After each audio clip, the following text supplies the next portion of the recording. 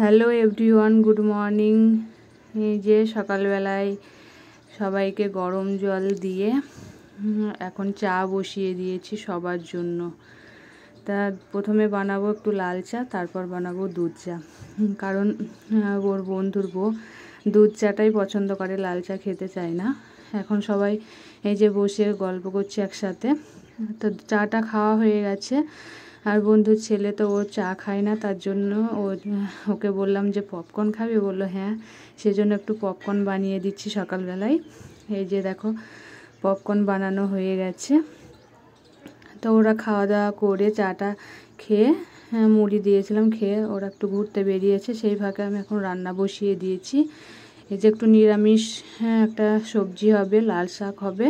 আর আজকে তো আমাদের এখানে পুরো বাজার বন্ধ, তাই মাছ পাওয়া যায়নি, তাই হচ্ছে ডিম। তো এই রান্না করব। ওরা খেয়ে দিয়ে আজকে দুপুরে বাড়ি চলে যাবে। তো ওরা ঘুরতে গেছিলো, এসে খাওয়া দাওয়া করে এই যে এখন বাড়ি চলে যাচ্ছে। কালকে এসেছিলো, আজকে চলে যাচ্ছে। তো এসেছিলো বেশ, একদিনটা ভালোভাবেই সবাই একসাথে হাসি মজা করে কাটানো গেল। তো ওরা চলে যাওয়ার পরে তারপরে আমরা এখন স্নান করে নিয়েছি, স্নান করে এখন রেডি হচ্ছি।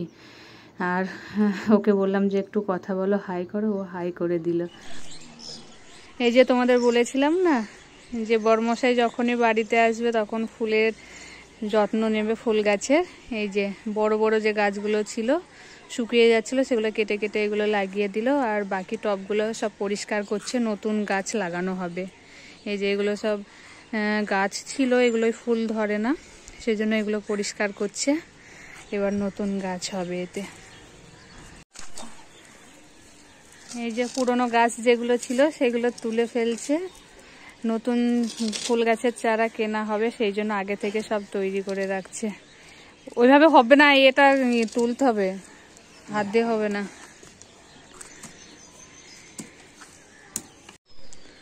এই যে মাটিগুলো সব শিকড় হয়ে নষ্ট হয়ে গেছে, সেই জন্য মাটিগুলো আবার নতুন করে তৈরি করা হবে। সব এক জায়গায় এগুলো শুকিয়ে আবার সার দিয়ে নতুন করে মাটি তৈরি হবে, তাই সব এক জায়গায় মাটিগুলো ঢেলে রাখছে। আর এই যে টবগুলো সব খালি হয়ে গেছে, মাটিটা তৈরি করে তারপর টবে রাখা হবে আবার। অনেকক্ষণ পর এলাম তোমাদের সামনে কথা বলতে। এই যে এখন আমাদের রাতের খাওয়া দাওয়া সব কমপ্লিট হয়ে গেছে।